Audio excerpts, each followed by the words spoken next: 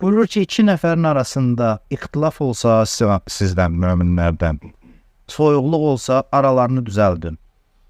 Mütləq düzəldin. Qoymayın ki, iki qardaşınızın arasında soyuqluq yaransın, imkan qədəri. Və heç cür yol yoxdursa heç, alınmırsa heç, amma imkan qədəri bunu eləyin. Və bu yolda nəsə xərcdə söz birdən lazım olarsa, buyurur ki, ən yaxşı sədəqə odur. Ən gözəl sədəqə iki nəfəri barışdırmaq üçün. Məsələn, adi bir yerdə oturub çölə yeyəcəksinizsə, ora verdiyiniz pulda ən yaxşı xərclərdəndir. Malından ən yaxşı xərc orada o məqsədə xərclənən vəsaitdir. İmam Sadiq Əleyhisselamın bir səhabəsi var idi, kərvan bir başçısı idi, ziyarət adam aparırdı, Nurlan Mancıyevin kimi. Belə bir adam idi, zəvvar başı idi, zəvvar aparırdı. Deyir ki, Yeznəmlə aramızda ixtilaf düşmüşdür. Yeznəm yəni bacımın yoldaşı ilə, həyat yoldaşı ilə.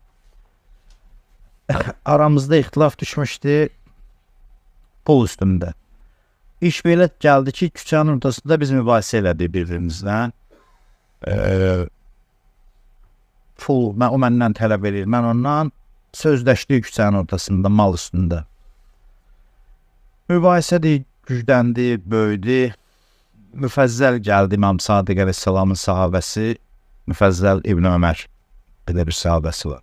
Keçirdi, deyir, yandı, gözlədi. Qıraqdan baxdı bizə ki, biz bəlkə sakitləşərik, bəlkə həll olar, gördü ki, yox.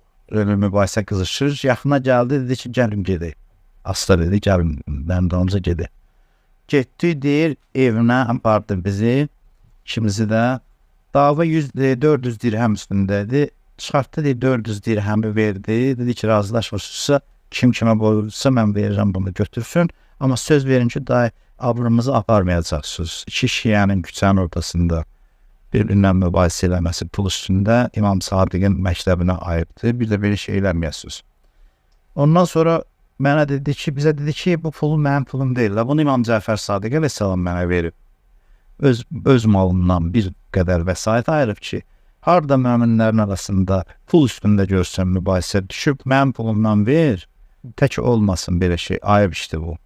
Yəni, iki iman adamı bir-birinə pula görə dava eləməz. Ona görə də ondan siz təsəvvür edin ki, o münaqişələrin həlli üçün ayrıca imam öz malından pul ayırıb ki, aralarında ixtilaf düşməsin, abra getməsin.